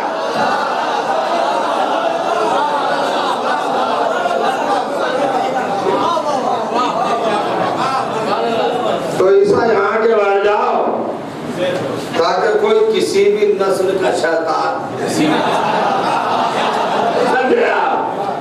مولوی نسل کا، حافظ نسل کا، شیطان بھی بہت نسلوں کے ہیں، ڈالر کی نسل کا، پاؤنڈ کی نسل کا، درہم کی نسل کا، پیٹرو ڈالر کی نسل کا، پیٹرول کی نسل کا، ڈیزل کی نسل کا، نہیں لے رہے آپ، امریکہ نسل، اسرائیلی نسل، بہت سے لوگوں کو اسرائیل نے بھی گود لے لیا ہے۔ کوئی بھی شیطان یہاں تک نہ آتا ہے، بیٹھے رہو۔ اب میں کہنا چاہ رہا ہوں، آدم سے چلا عیسیٰ تک آ گیا معاملہ، تھک تو نہیں گئے؟ نبوت دی، رسالت دی، روح اللہ بنایا، کلمت اللہ بنایا، نجی اللہ بنایا، کلیم اللہ بنایا، خلیفت اللہ بنایا، نبی اللہ بنایا، صاحب سفینہ بنایا، سب کچھ بنایا۔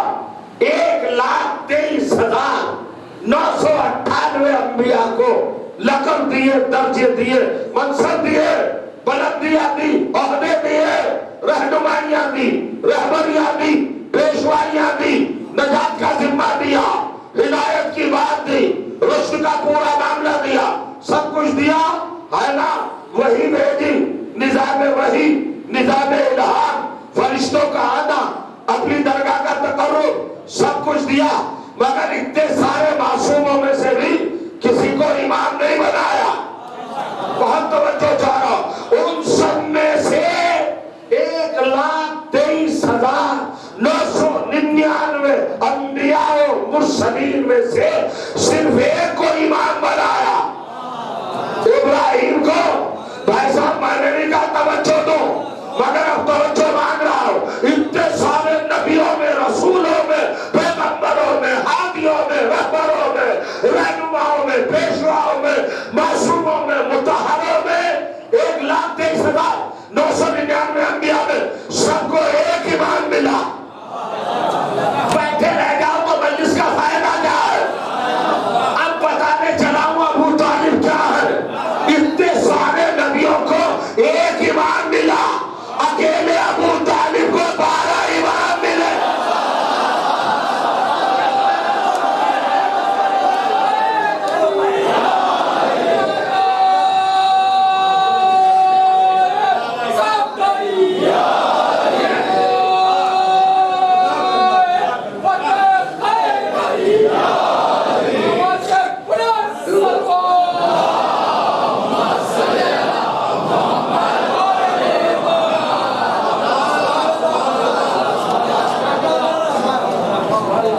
یہ ہے علی کے بعد جسے قدرت نے ابو تراب بنایا، اس کے باپ ہونے کا شرف ابو طالب کو دیا۔ بتائیے کیا منزل ہے، نبوتیں بھی نہیں آتی اس مقام پر جس پر ابو طالب ہے۔ کہاں رکھا اللہ کا، کیا مقام دیا، کیا منزل دی، کیا ہوگا، کیا رتبہ، کوئی پہچان پائے گا؟ اب مجھے بڑا ڈر لگتا ہے خدا کی قسم کہ اگر میں فضائل میں آگے بڑھوں تو کہیں تہمتیں نہ لگنے لگے، الزام نہ لگنے لگے، مگر میرے پاس قرآن کی دلیل ہے اور میں صراط مستقیم سے کبھی ہٹتا نہیں، اور نہ میں اپنے سننے والوں کو غلط سمت میں لے جاتا۔ ہمارا ایک سسٹم ہے بڑا نفیس، بڑا لطیف، اسی سسٹم کا نام ہے صراط مستقیم۔ ہم 12 امام جن کو معصوم سب سے بڑا عظیم رہبر تسلیم کرتے ہیں نا، ان کے نقش قدم پر چلتے ہیں، جو انہوں نے کہا اس کو فالو کرتے ہیں، بہکنے کا سوال ہی نہیں، ہم بہکتے ہی نہیں، ہم کبھی گمراہی کا شکار نہیں ہوتے، ہم کو کبھی لغزش، خطا، مسٹیک اس سے سامنا ہی نہیں ہوتا، اس لیے کہ یا علی مدد اتنا بڑا نسخہ ہے کہ مصیبت آنے سے پہلے علی آ جاتے ہیں۔ میں کچھ کہہ گیا،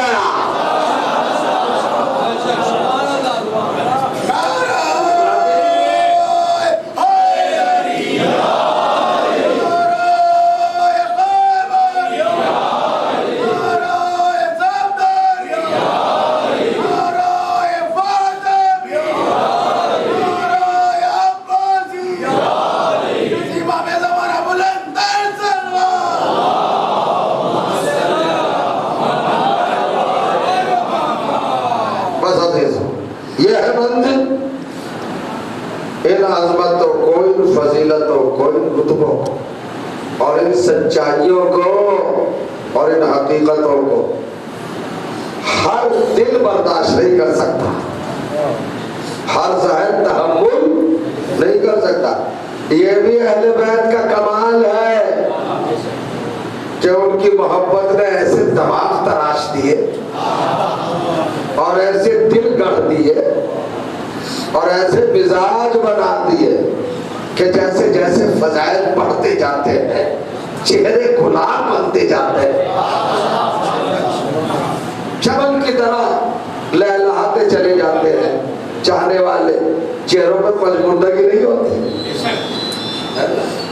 اب چونکہ فضائل کھلتے ہوئے گلاب ہے نا، تو ہر چمن کے لیے پانی کی ضرورت ہوتی ہے نا، تو سمجھئے علی کے فضائل ایمان کا چمن، باغ تقویٰ چمن ہے نا، تو ہر چمن کو پانی کی ضرورت ہے نا۔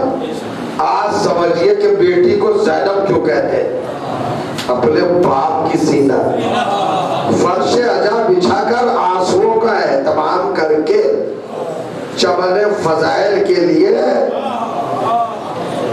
پانی کا انتظام کر دیا۔ بابا کے فضائل کا چمن کبھی پژمردہ نہ، میرے بھائی کی امامت کا چمن کبھی مرجھائے نہیں۔ یہ فرش عجا کس نے بچھائی؟ یہ محاذ، یہ پلیٹ فارم، یہ اسکول، یہ مدرسہ، یہ یونیورسٹی اور یہ درسگاہ کس نے قائم کی؟ شہزادی نے۔ اور کس عالم میں قائم کی؟ جب ہاتھ پسے گردن سے بندھے۔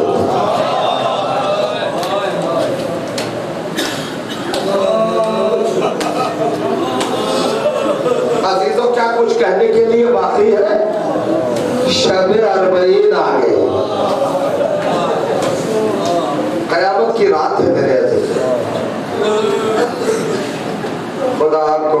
ہمیں نہ رلائے۔ ہمیشہ پروردگار میں آپ کی آنکھوں سے آنسو نچوڑوں گا، آپ روئیں گے، آپ کی آنکھیں فرات بنیں گی، ابلیں گی، چشمہ مودت جب جوش مارے گا نا۔ اچھا آپ دے بھی کیا سکتے ہیں؟ فاطمہ زہرا نے آپ سے جان نہیں مانگی، خالی آنسو مانگے۔ لبیک یا حسین، لبیک یا حسین، لبیک یا حسین، لبیک یا حسین، لبیک یا حسین، لبیک یا حسین۔ دیکھ رہے ہیں آپ شب اربعین، آپ شب چلو بیٹھے ہیں۔ آج جناب زینب کے فضائل مسائب آپ کو سماعت فرمانا ہے، گریہ کرنا ہے۔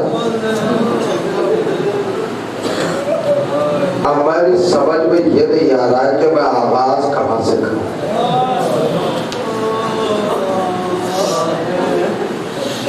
ابتدا کہاں سے کی جائے؟ آپ کی کیفیت مجھے نظر آ رہی ہے،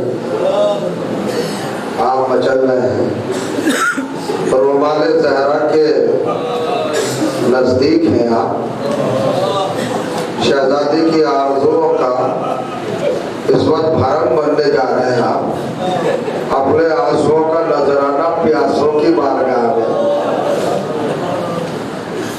کربلا کے تشنہ دہاں مظلوم شہیدوں کی سرکار میں کیا پیش کر سکتے ہیں آنسوؤں کے علاوہ؟ آج میں آپ کی خدمت میں ایک مسئلہ بتاؤں اور پھر آپ کو لے چلو ایسی جگہ پر جہاں مصیبت کی انتہا ہو گئی۔ آپ نے کوفے کا نام سنا ہے؟ کوفہ ایک شہر ہے جسے تاریخ اسلام میں اور تاریخ اسلام سے پہلے بڑی اہمیت حاصل ہے۔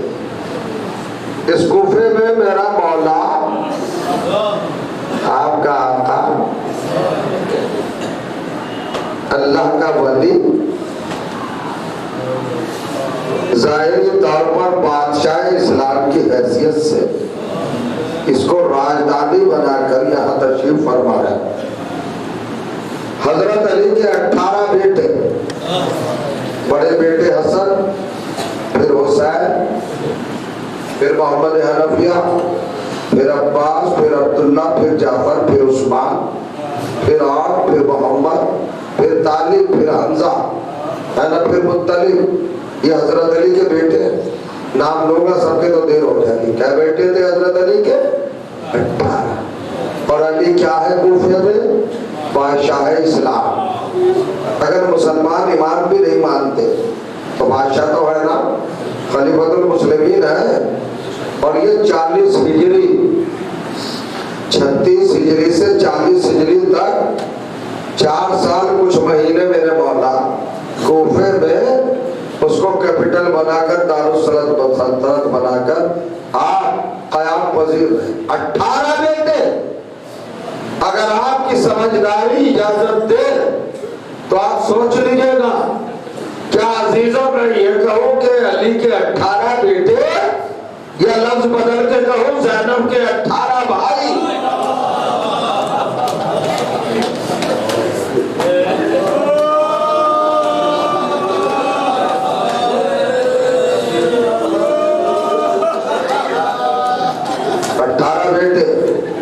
امیر المومنین علیہ السلام، بھائی 18 ہیں۔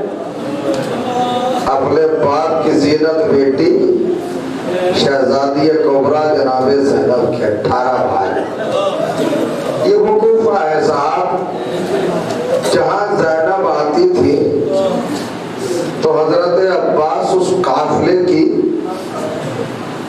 نگرانی کرتے ہوئے شہزادی کو کوفے لاتے تھے، اور جیسے ہی باب الداخلہ پر تشریف لاتے تھے تو اپنی شاعرانہ گرجدار آواز سے کہتے تھے کوفے والوں علی کی بیٹی آ رہی ہے، آج ثانیہ زہرا کوفے میں آ رہی ہے، لہذا خبردار کوئی گھر کے باہر نہ نکلے، دروازے بند کر کے بیٹھ جاؤ۔ میرے شیر عباس کی شیر آواز ہمت تھی کسی میں کوئی باہر نکل آتا، سب گھروں میں بیٹھ جاتے تھے۔ اب مسائل پڑھنے کے لیے کوئی گنجائش نہیں رہتی۔ سن 40 ہجری میں جہاں زینب کی آمد پر یہ احتیاط ہوتی ہو اور عباس کا غیظ و غضب اور روب و داب یہ ہو کہ اپنی گرجدار آواز سے اہل کوفہ کو یہ کہہ کر کے آنکھیں بند کر کے اپنے گھروں میں بیٹھ جاؤ، میری شہزادی زینب آ رہی ہے، علی کی بیٹی زینب آ رہی ہے۔ ارے 21 سال کے بعد کوفے کا یہ عالم ہوا کہ جب زینب کربلا سے آئی ہے تو منادی نے ندا کی، اے اہل کوفہ گھروں سے نکل گیا۔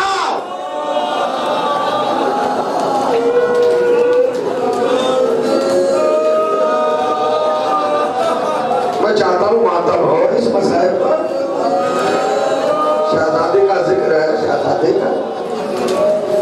اہل کوفہ گھروں میں بیٹھے ہو، باہر نکلو، شہزادی آئی ہے، علی کی بیٹیاں، نبی کی بیٹیاں اور ان کی بہویں، فاطمہ زادیہ آئی ہے، تماشا دیکھو اسیروں کا۔ عالم کیا ہے زینب کا، ہاتھ پسے گردن سے بندھے گئے، ایک ناقبہ بیٹھی۔ میں بہت زیادہ مسائل نہیں پڑھوں گا عزیزوں، لیکن چاہوں گا یہ کہ آپ روتے ہوئے جائیں گے، آخر میں جو منظر ہوگا اس کو آپ بھولا نہ سکیں گے سال بھر تک۔ زینب کوفے میں آ رہی ہے، بے کجاوا پرہنا پشت اونٹ پر، مسند نشین زہرا، اچھی فرما۔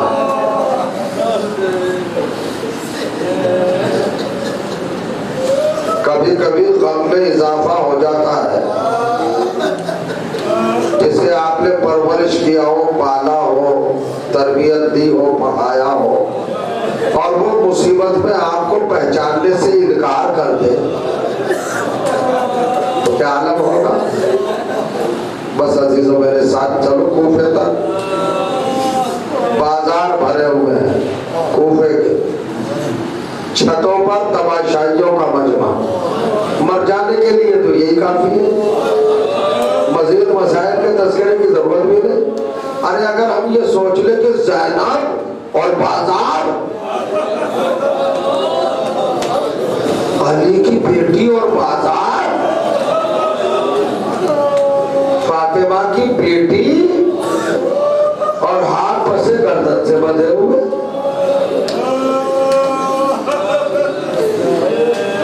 یہ مسائل کب ہے؟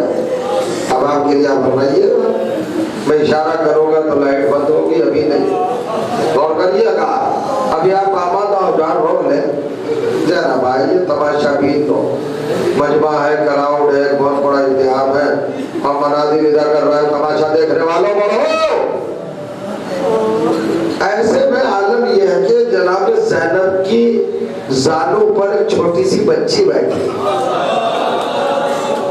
عمر 3 اور 4 سال کے درمیان ہے۔ ظاہری صورتحال کیا ہے؟ کانوں کی لبیں پھٹی، خون جاری، رخساروں پہ تماچوں کے نشان،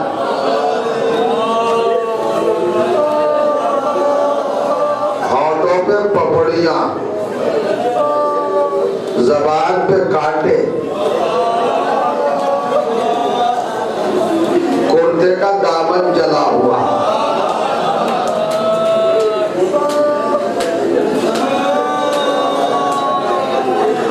فرصت دیجیے یار، کوئی جلدی نہیں ہے، اجلت نہیں ہے، ٹھہر کے آپ رو۔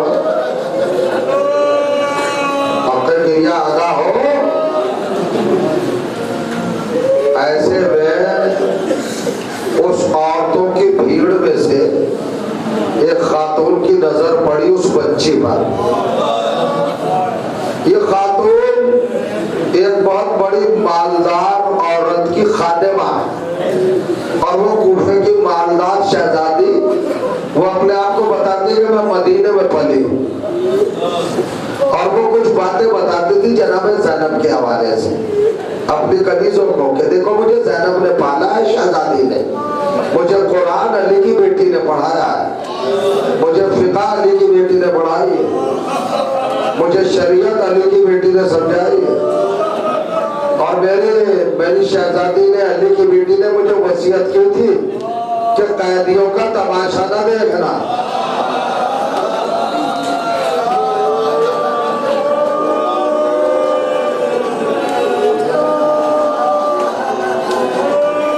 اور جتنا ہو سکے قیدیوں کی خدمت کرنا. یہ اپنی شہزادی سے نوکرانی روزہ نہ سنتی تھی، لیکن جب اس نے اہل عرب کو نہیں جانتی تھی، اہل عرب ہے جناب سکینہ کو اس حالت میں دیکھا تو تماشائیوں کے مجمع سے نکل کر اپنی مالکہ کے پاس آئی اور کہا بی بی آپ کیا سناتی تھی مجھے؟ اپنی شہزادی کی وصیت کہ قیدیوں کا تماشا نہ دیکھو. شہزادی یہ کہتی تھی پھر کیا کرو؟ کہ ان کی خدمت کرو، کھانے پانی کا ان کے لیے انتظام کرو. کہا تو سنیے مالکہ، میں ایک ایسی بچی کو دیکھ کے آئی ہوں کہ وہ میرے آتے آتے کہیں مر نہ گئی ہو. اس کی حالت اتنی غیر تھی، اتنی نازک تھی کہ اس کے ہونٹ سوکھ رہے تھے، چٹکنے کی آواز آ رہی تھی.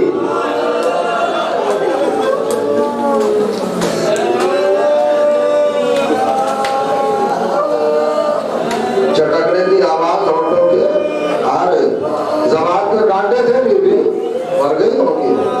ارے تو کہا جلدی کر پانی اور کھانا لے جا. وہ کھانا اور پانی لے کے اور پیش کیا. بیوی نے جھک کے کہا کیا ہے یہ؟ کہ میری مالکہ نے اس بچی کے لیے کھانا اور پانی بھیجا ہے. کہا ہم قبول نہیں کریں گے، پہلے پوچھ کے آؤ کہ یہ صدقہ ہے یا ہدیہ.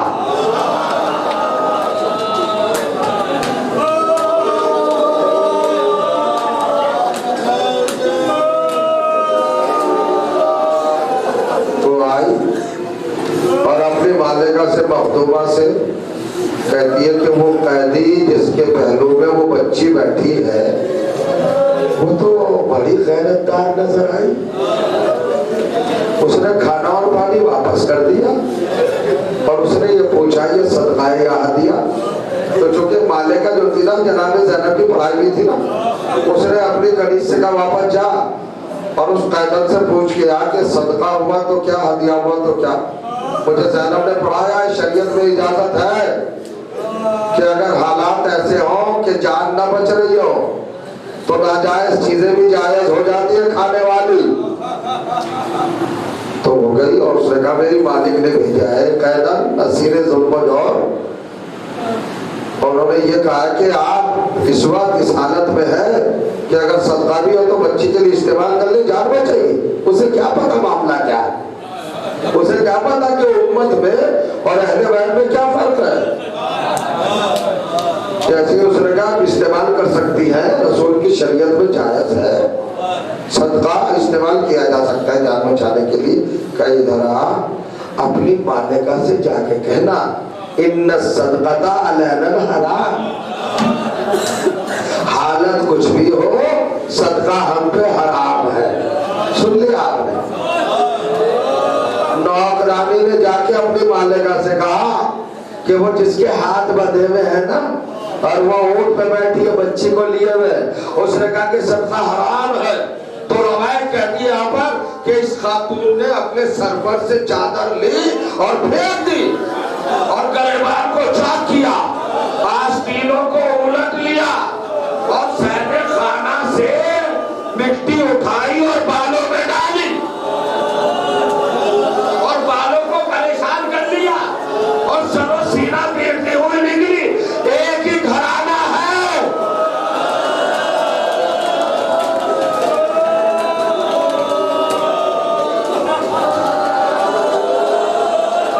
ایسے بھائی ڈال دے دو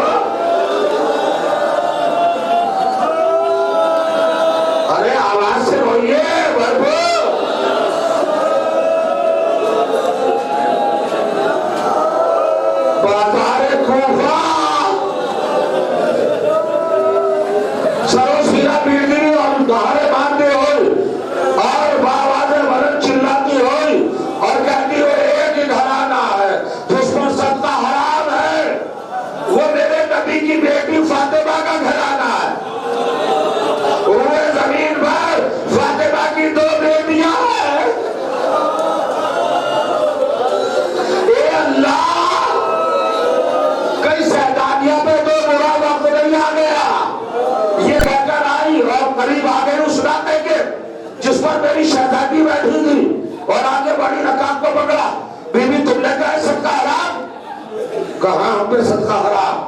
کہ صدقہ تو فاطمہ کی بیٹی کو حرام ہے اور وہ زینب ہے. جناب زینب نے دیکھا کہ قریبا وہ قریب آئی اور قریب آئی کہ اوپر اس کو اوپر اٹھایا اور جھکنے کے بعد کہتے کی طرف دیکھ. اس نے دیکھا بالوں کو الٹا اور کہا میں زینب ہوں.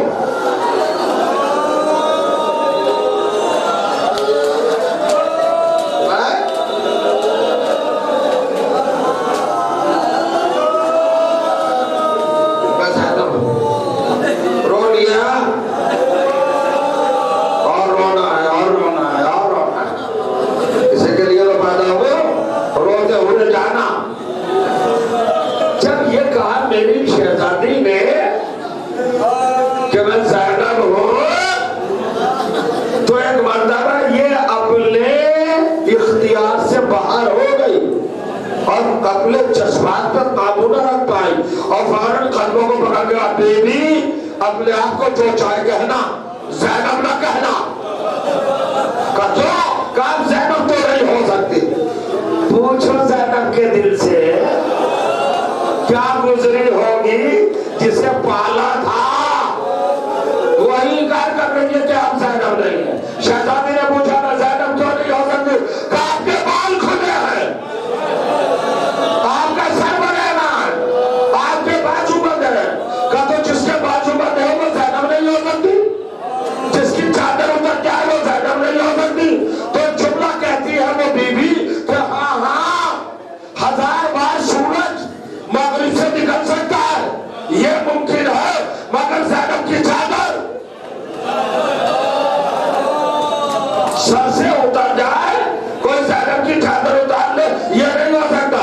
شہزادی نے کہا اس اعتبار سے کس رشتے پر کہہ رہی ہے اور کس بنیاد پر کہہ رہی ہے کہ چادر نہیں اتر سکتی. تو ایک مرتبہ کہتی ہے جملہ سنو گے جملہ دل پکڑ لو. کہتی ہے بیوی کہہ دیا 1000 بار 2000 بار لاکھ بار سورج مغرب سے نکل سکتا ہے زینب کی چادر کوئی نہیں اتار سکتا. کہ کیوں نہیں اتار سکتا؟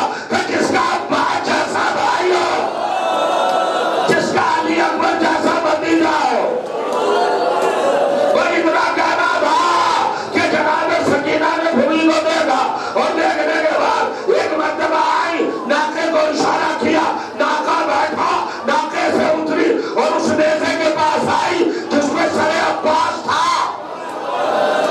اندھیرا ہو گیا کوفے کے بازار میں.